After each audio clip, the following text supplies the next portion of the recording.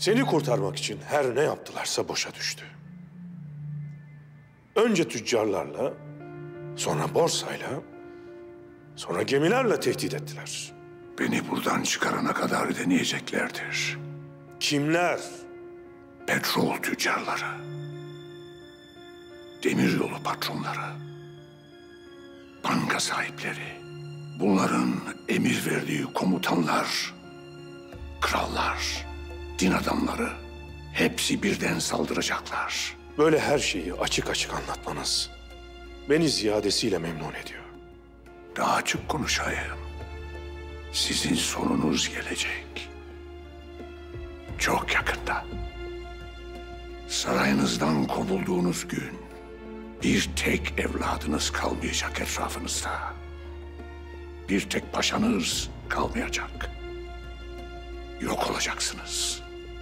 Hatıranızla, kıymetinizle ve bedeninizle. Belki bizi tahttan indirebilirsiniz. Lakin yok edemezsiniz. Çünkü biz ruhun varlığına inanırız. Gömüldüğümüz yerde yok olmayız. Yeniden doğarız. Biz tüm Müslümanların ruhunu öldüreceğiz. Onların ruhlarını madde kafesine kapatacağız. Ne biliyorlarsa her bildiklerini unutacaklar. Dinlerini, peygamberlerini, tarihlerini, ulularını unutacaklar. Onları inkar edecekler. Bu bizim sihrimiz. Bizim elimizde sihir yok. Bizim elimizde sadece Allah'ın ayetleri var. Firavun'un karşısında duran Musa Aleyhisselam'ın elindekiler gibi. Neticesini ikimiz de biliyoruz. Eğer Ariflerin satrancını anlasaydınız, benimle, bizim inancımızla mücadele edebilirdiniz. Heyhat! Sen Firavunsun. Ancak ölüm geldiği vakit hakikati anlayacaksın. O da yakındır.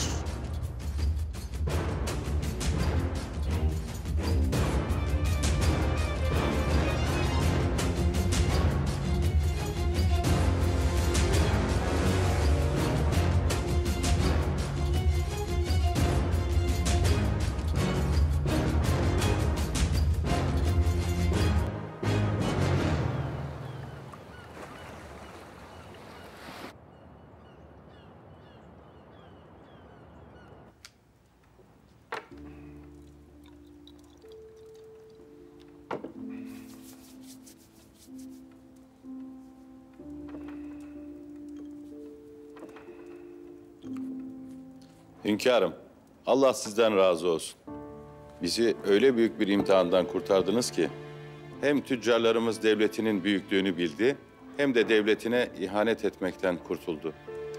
Bir daha böyle şeylerin olmaması için tüccarımızın yanında olacağız. Öneriniz nedir? Vakit geçirmeden bir birlik kurmak lazım. Osmanlı'da 3000'den fazla lonca var. Çeşit çeşit meslekleri olan esnaf tacir. Hepsini bir çatı altında toplayalım. Düşman karşımıza çıktığında iktisadi olarak daha güçlü olalım. Sırtını birbirine dayayan kardeşlerin bağını hiç kimse koparamaz. Çok iyi düşündünüz İbrahim Efendi. Sizin gibi ticari kabiliyeti yüksek, âli Osmani'yi düşünen vatanperver şahsiyetlerin bu işe ön ayak olması en büyük arzumuzdur. O vakit ismi Dersaadet Ticaret Odası olsun. Çalışmaları derhal başlayınız. Emredersiniz hünkârım.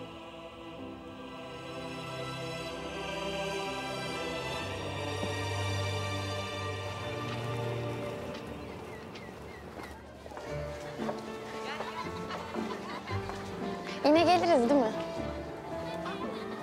Geliriz elbet. Ne ihtiyaçları varsa hepsini görürüz. Artık bütün ihtiyaçları burada görülecek inşallah. Biz de sadece başlarını okşamaya geliriz o zaman. Dur, kaçma. Bırak beni, abi dövecek. Kim dövecek? Kimse dövemez seni. Ne oldu? Niye kovalıyorsun çocuğu? Mutfaktan ekmeği aşırmış. Ne yapıyorsun demeye kalmadan fırlayıp kaçtı. Hırsızlık mı yaptın sen? Ayıp değil mi? Neden çaldın? Karnın doymadı mı yoksa? Tekrar sokakta kaldım. Ben yemek için aldım.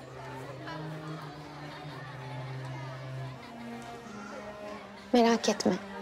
Artık ne aç ne de sokakta kalacaksın, tamam mı?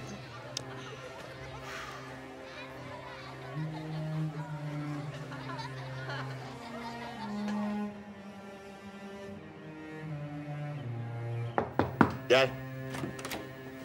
Abi, Hoş geldin Şadiye. birlikte oynayalım mı? Canın mı sıkıldı? Firuze ablamla çok güzel oyunlar oynuyorduk. Bu ablalar hiç oyun bilmiyorlar. Öğretirsen onlar da öğrenir. Biliyor musun ben de çok özlüyorum Firuze ablanı. Buradayken saatlerce sohbet ederdik. Biliyor musun? Ben dün Firuze ablamı gördüm. Nerede gördün? Pera'da Fadi Usta ile çarşıya çıkmıştık. Firuze abla sarıldı bana. Şadiye. Bahçeye çıkıp dolaşsan olur mu? Benim acil çıkmam lazım.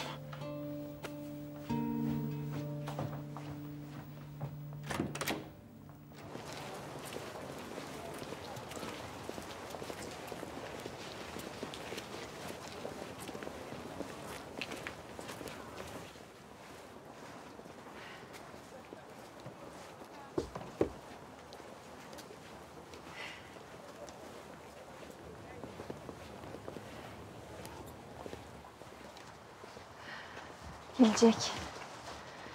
Bu sefer kesin gelecek. Hissediyorum. Şehzadem. Varsa bir çorba parası.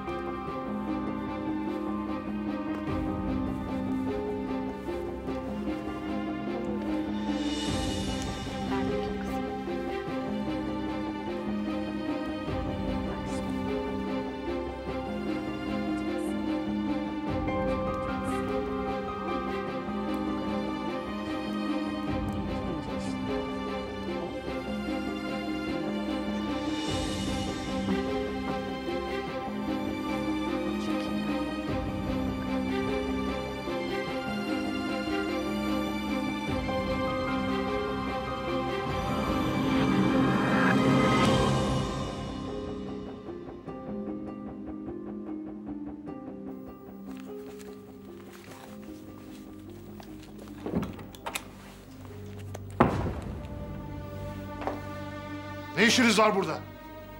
Ben Kemalettin'i görmek istiyorum. Ne yapacaksınız Kemalettin'i? İlkinde beceremediniz. Şimdi mi öldüreceksiniz? Konuşacağım sadece. Kemalettin yok burada. Gidin artık. Nerede o? Nerede konuşmam lazım ne olursa. Size gidin dedim. Uzak durun oğlumdan. Muhafızlar!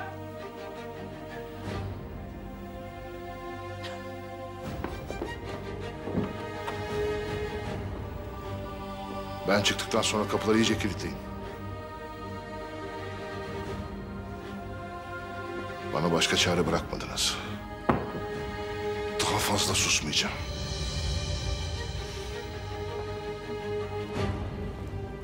Gemiler limana yanaştı.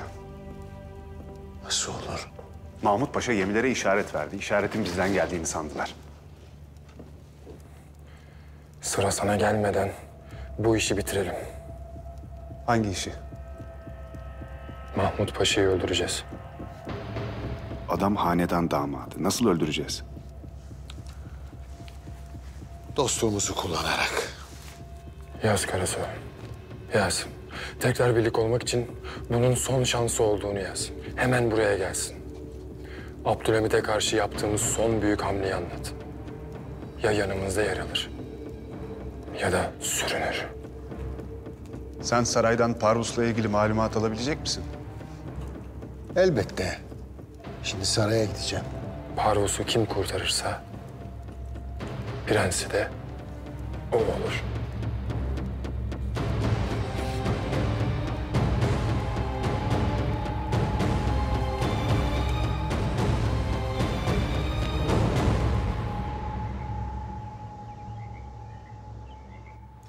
Gerfant Efendi'yi aylarca tutsak tuttular. Buraya kendi çabasıyla kaçıp geldi, huzurumda zehirlediler. Lakin hayatta kaldı. Hastanede öldü dediler, itimat ettiniz, sorgulamadınız. Hanım olmasa gerçeği öğrenemeyecektik. Kurtulmuş olmaları tek tesellim hünkârım. Hafiyelikte marifet, zahiri olanı değil, batıni görmektir. Şimdiki vazifende daha tedbirli olmanı bekliyorum senden evladım. Mahmut Paşa, bizim işimize yarayan, eski dostlarını yaralayan büyük bir hamle yaptı. Gemilerin payitahta yük indirmesini sağladı. Hünkârım, şimdi siyasetinizi daha iyi anlıyorum. Devletine ihanet rüyaları gören bir paşayı yavaş yavaş, işliye işliye devleti için çalışan bir adam haline getirdiniz ya. Hele de Mahmut Paşa gibi bir adamı. Bu siyaset kitaplarına girecek bir hadisedir hünkârım. Evladım, fıtrat boşluk kaldırmaz. Madem paşaların hırsları, emelleri var, biz o boşluğu doldurmazsak gelir kafir doldurur. Türlü tekliflerle akıllarını çeler. Sonunda da devletine düşman eder. Yine de Mahmut Paşa'nın yaptığı büyük bir cesaret hünkârım. İşte ben de bunun için seni çağırdım evladım. Mahmut Paşa'nın eski dostları şimdi ondan alacakları intikamın hesabını yapıyorlardır. Paşamızı koruyalım. Zannımca Mahmut Paşa onların hedefindedir. Emredersiniz hünkârım. Bizzat sen alakadar olacaksın.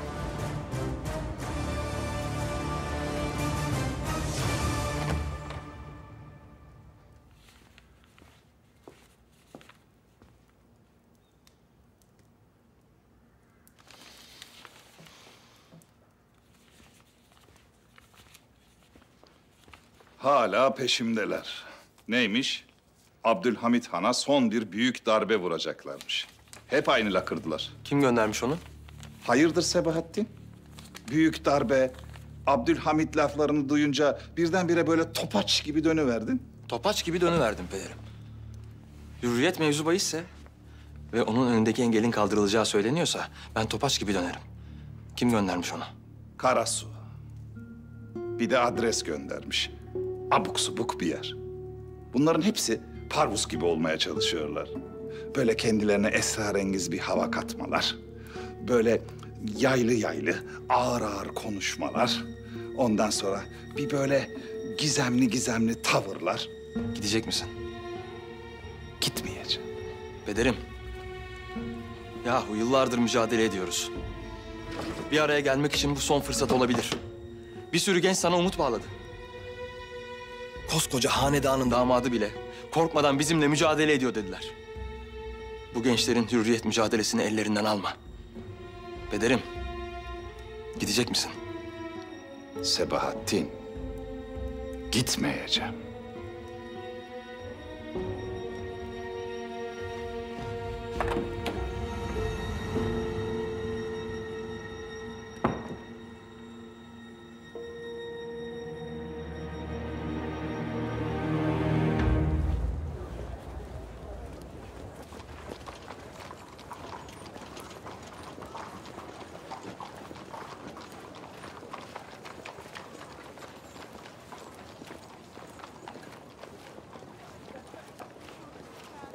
Latife? Şehzademiz nerede? Söylemedin mi ona burada beklediğimi? Söylerim. Sana bunu gönderdim.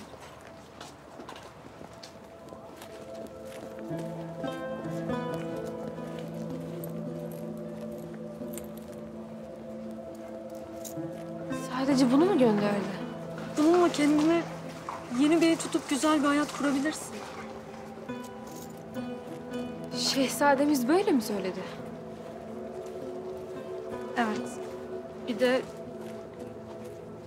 bir daha pusula yazmasın. Haber göndermesin. Münasip olmuyor dedi.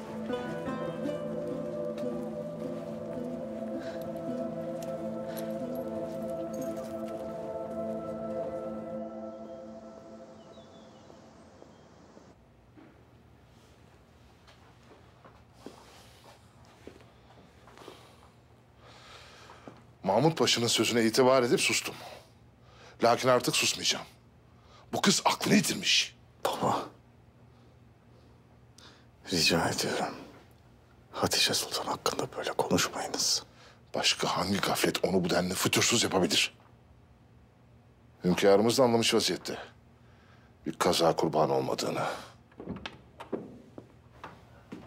Hünkârım. Kalkma evladım, yat.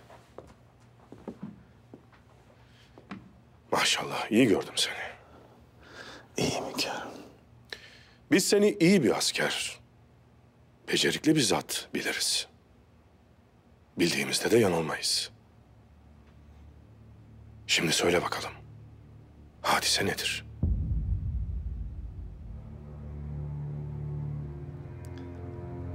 Benim kabahatim hünkârım. Ya da şöyle sorayım. Tetiği çeken parmak kimin?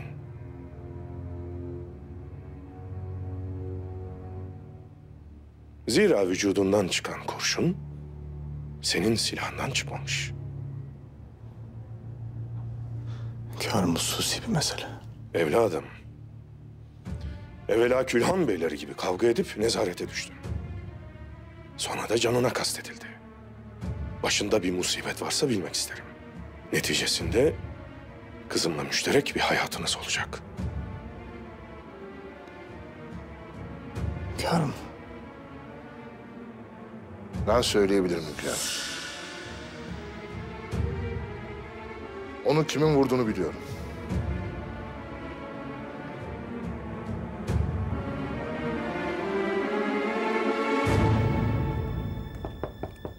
Gel.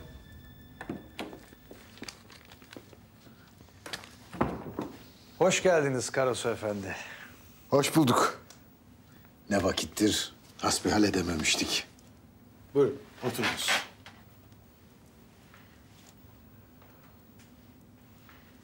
Efendim ben şunu hemen size takdim edeyim. Malum yine garip kurabaya dağıtırsınız. Tabii, tabii. Bir şey işittim ama Gerfant Efendi ile alakalı. Doğru işitmişsiniz. Parvus Gerfand'ı alıkoymuş ve yerine saraya girmiş. Parvus terkif edildi o vakit. Sarayda? Sarayda değil. Yerini de hünkârımızdan başka bilen yok. Gel. Paşam, istediğiniz evrak Tahsin Paşa'nın odasındaymış. Tahsin Paşa da yola çıkmış. Bugün vasıl olurlar inşallah. Tamam, gelince ben kendisiyle görüşürüm.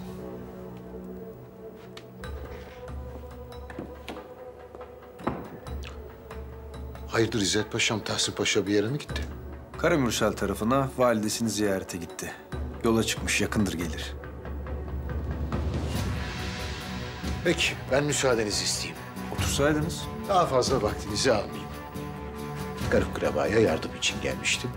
Yine gelirim. Görüşmek üzere. Tahsin Paşa.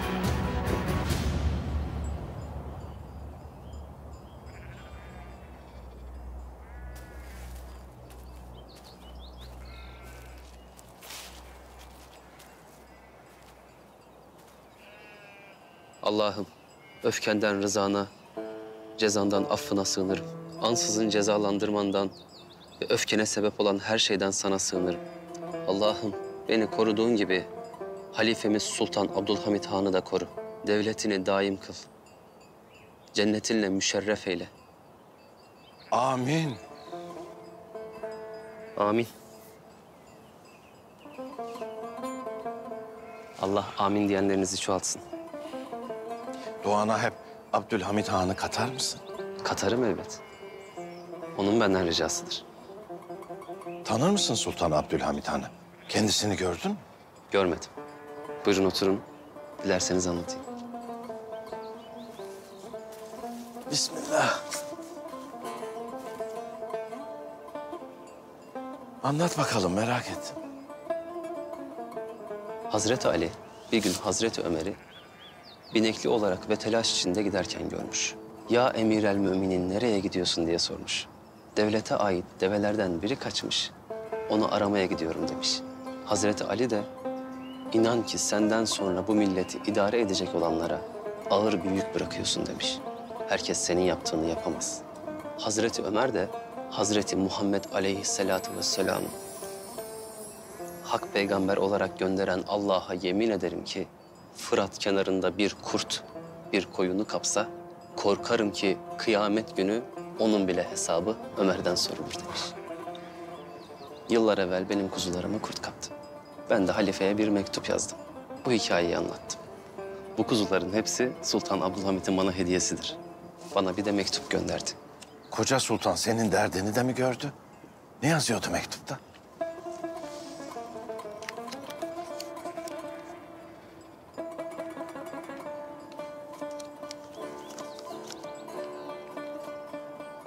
Halifen Sultan Abdülhamit Han'dan bana halifeliğimi hatırlatan gayrimüslim Teban Markır'a.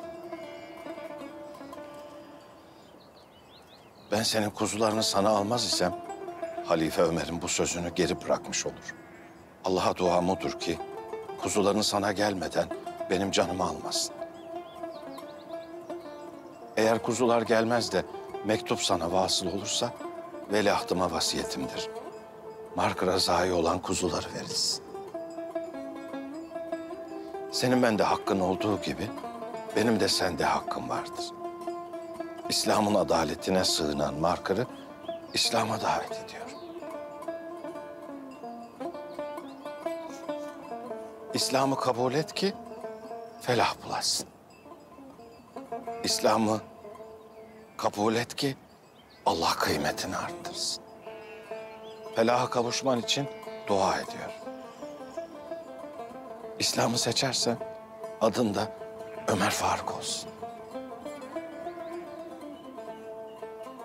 İslam'la müşerref olursan kul Hamid'i duandan ayırma. Ömer Faruk, ister misin seni Sultan Abdülhamit Han'a götüreyim? Çok isterim. Lakin anam müsaade etmiyor. Paşam, suyu getirdim. Biraz uzakmış ama çok güzel su. Müsaadenle.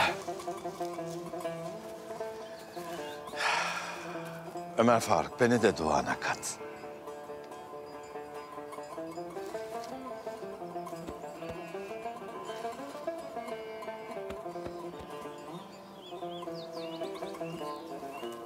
Çoban Ömer'in selamını söyleyin. Aleykümselam, aleykümselam.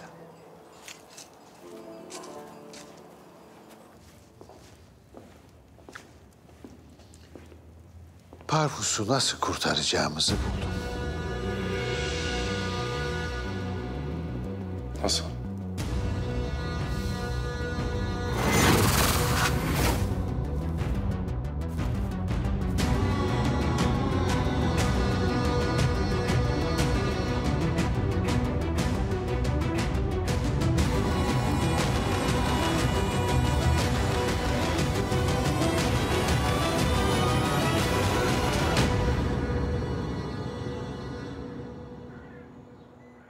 Seviyoruz hayvanları Murat Efendi. Bak paşa, bu da Murat Efendi. Hayırdır Murat Efendi? Hünkârımız vazife verdi sizi korumak için. Allah hünkârımızdan razı olsun. Lakin gerek yok be evladım. Ben zaten evden dışarı adım atmıyorum. Ne gideceğim? Ha tabii hünkârımız çağırdıysa hemen gelelim. Bir yere mi çağırmışlardı sizi? Hiç peşimi bırakmıyorlar ki Murat evladım. Siz yine de tedbirli olun. Bizden habersiz bir yere gitmeyin. Sizi tuzağa çekebilirler. Aslında bir adres verdiler Murat Efendi. İstersen beraber bir gidip bakalım. Tuzak mı değil mi? Düşmanımızı anlamış oluruz. Siz adresi bize verin, biz bakarız. Olur evladım. Şurada.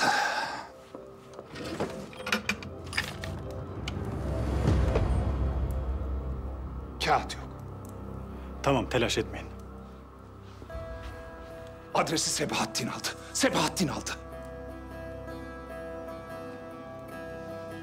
Eğer tuzaksa kim olduğuna bakmadan öldürürler. Ne diyorsun? Adres biraz aklımda kalmış. Hadi gidip yetişelim. Dur paşa, dur. Hadi evladım, hadi, hadi.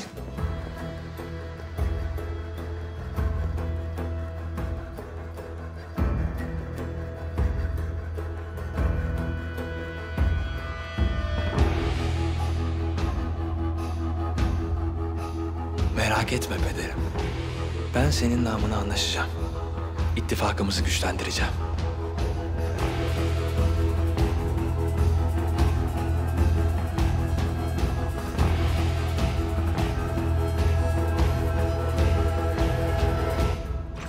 Çekil.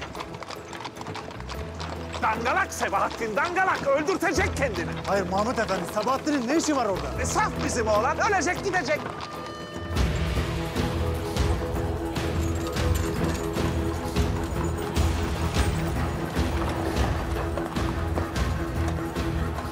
Arabacı. Ne oldu evladım? Eşkıyalar paşam. Yolumuzu kesti. İn arabadan, in! İn dedim.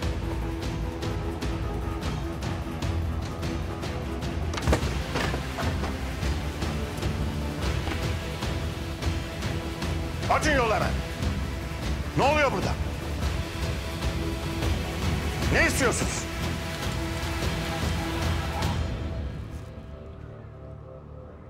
Seni istiyoruz.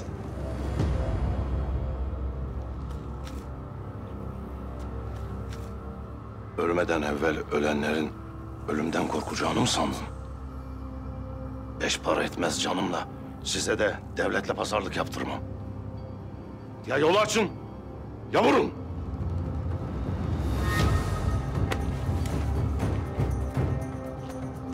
Paşam, ölümden korkmuyorum lakin anam onda benden başka kimsesi yok.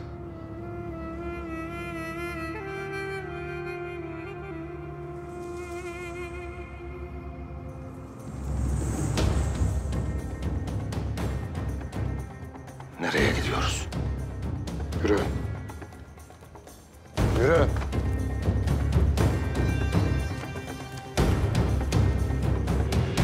Kızlarım, kahve içelim mi, ne dersiniz? Ablam yanında lokum da ister. Kemalettin. Hatice'm. Ne yapıyorsun sen? Senin kadar aklını yitirmemişse bu sokaktan adımını atamaz o. Otur yerine hadi. Sultanım, saraydan muhafızlar gelmiş. Ne istiyorlarmış? Hünkârımız Hatice Sultan'ı çağırtmış. Sizi çok kez ikaz ettim Hatice Sultan. Ama artık bitti. Hünkârımız yarın sabah her şeyi öğrenecek.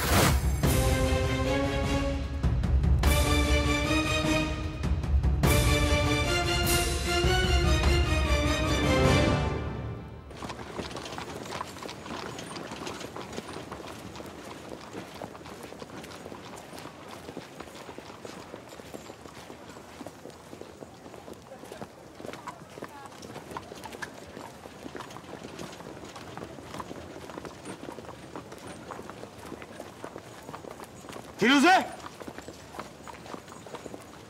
Firuze!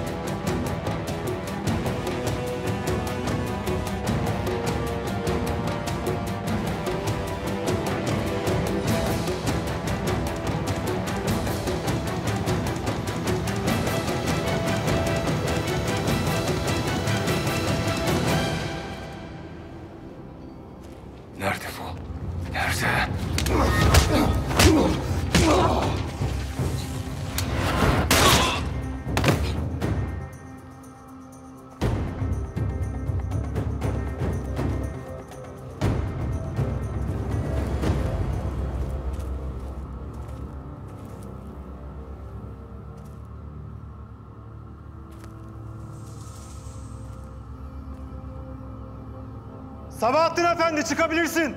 Güvenli. Söğütlü. Nerede bu? Sabahattin Efendi güvenli çıkabilirsin.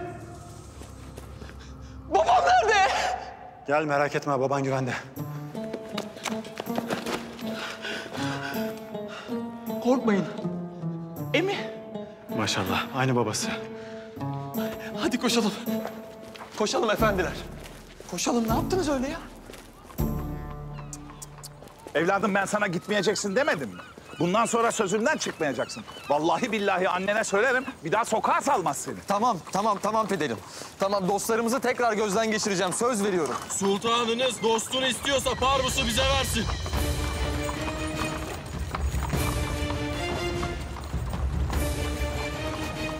İndir Söğütlü indir. Bırak.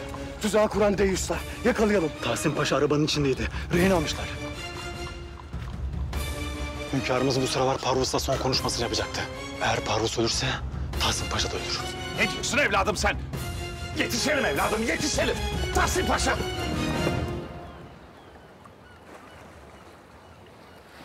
Parvus.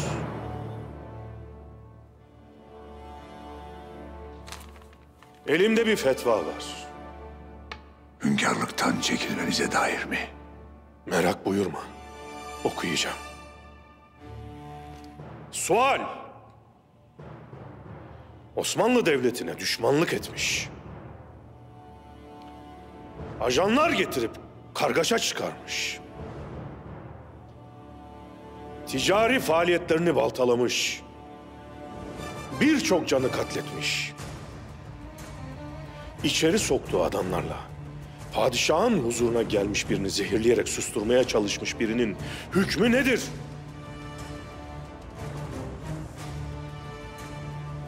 El cevap. Katli vaciptir. Feryadınız öyle bir yankılanacak ki hem kraliçenin hem de Çar'ın sarayından duyulacak.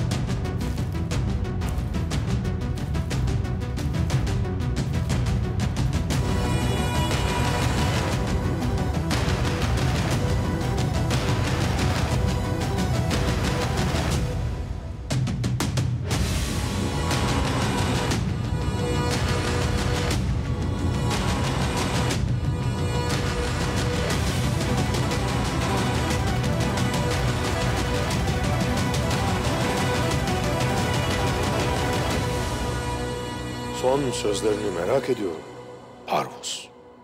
Abdülhamid, kendi boynuna ilmiyi geçiriyorsun.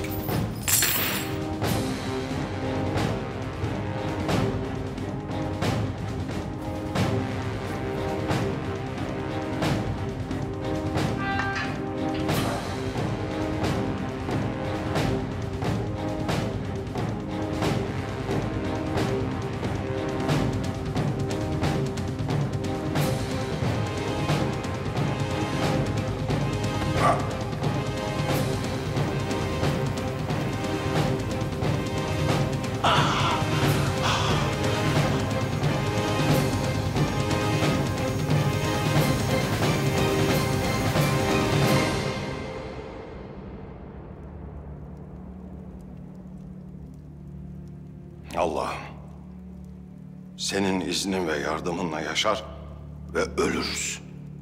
Dönüş yalnızca sanadır. Sen sultanımızı bu devletin başından eksik etme.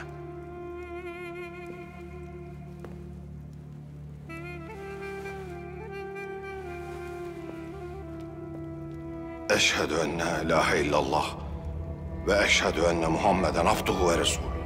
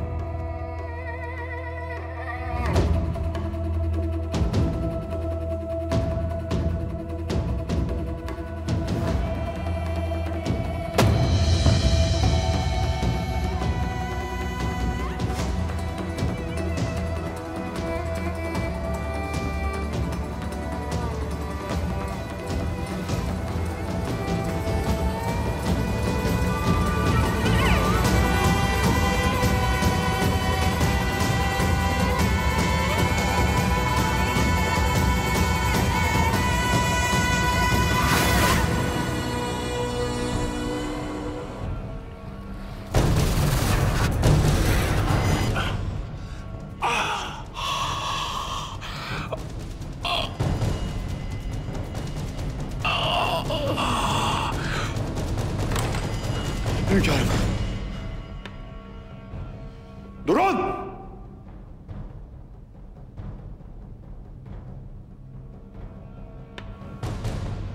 Ne oldu Murat Efendi? Hünkârım, Mahmut Paşa'ya tuzak kurmuşlardı. Onun yerine Sabahattin Efendi gitmiş. Sabahattin Efendi iyi mi? Onu kurtardık hünkârım. Lakin Tahsin Paşa... Dışarı çıktığımızda Tahsin Paşa'yı rehin aldıklarını gördük. Parvus'un adamı tarafından kaçırılmış.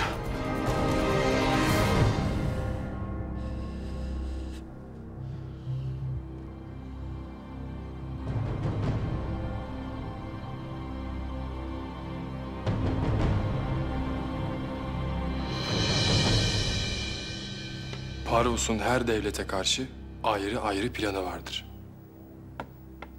Eğer başına bir iş gelirse, o devlete karşı yapılacak olan hamleler. Tahsin Paşa elimizde. Takası gerçekleştirip Parvus'u kurtaracağız. Planımız hazır değil mi? Parvus'u tutuklamalarının cezasını çekecekler. Onun dokunulmaz olduğunu öğrenecekler.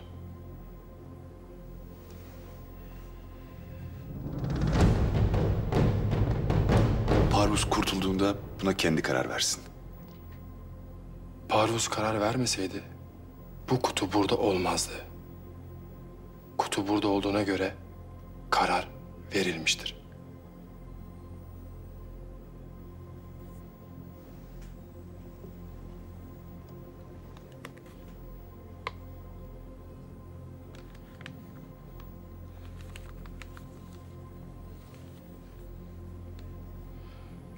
Osmanlı'ya gerçek bir harp cephesi açılacak. Sultan soykırımla suçlanacak.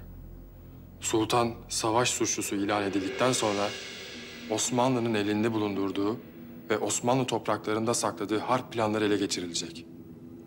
Osmanlı Devleti bir harp çıkması durumunda gizli ve ehemmiyetli yerlere tabiyalar, silahlar ve sivil halk arasına askerler yerleştirmiştir. İngilizler payitahtı istiyorlarsa Çanakkale'yi geçmek zorunda. Çanakkale Yılanlıkuyu. Abdülhamit tarafından yaptırılan topçu tabyalarının yeri bilinmeden Çanakkale'den geçemezler. Genci Esrar'dan bu planlar alınmadan oradan geçemezler. Genci Esrar. Neden daha önce peşine düşmedik? Yeri gizli. Her şeyin bir zamanı var Bay Erzal. Zamanı geldi. Yapacağımız hamlelerle Genci Esrar'ın yerini ortaya çıkartacağız. Biz nasıl öğreneceğiz? Sultanın sırdaşı Tahsin Paşa'dan.